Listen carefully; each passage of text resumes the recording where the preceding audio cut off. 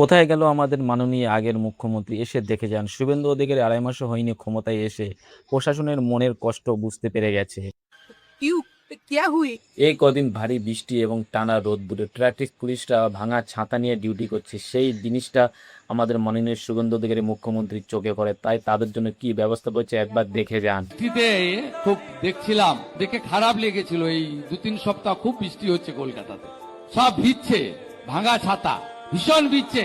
আমি ডিজিপি সাহেব, সিপি সাহেবকে বললাম যে এরা তো আমার জন্য জ্বর হবে, এদের শরীর খারাপ হবে, ঘন ঘন ক্যালপল খেতে হবে।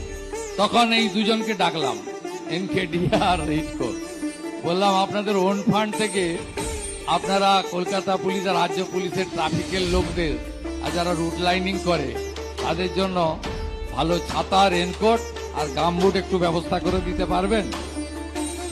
ইনারা মুখ্যমন্ত্রী বলছেন, না বলার উপায় নেই। হ্যাঁ বললেন, হ্যাঁ, হাসি মুখে হ্যাঁ বলেছেন। মন্ত্রী অনুমোদন দিয়েছেন, অগ্নিমিত্রা পাল, তাকেও ধন্যবাদ। তা সেটা আজকে আমি এখানে আপনাদের কাছে দিয়ে গেলাম। এটা আমার একটা মানবিক প্রয়াস। সত্যি মাননীয় মুখ্যমন্ত্রী এদের জন্য যা করলো, পারেন তো ভিডিওটাকে শেয়ার করে দেওয়ার, চ্যানেলে নতুন থেকে চ্যানেলটিকে সাবস্ক্রাইব করে দিও।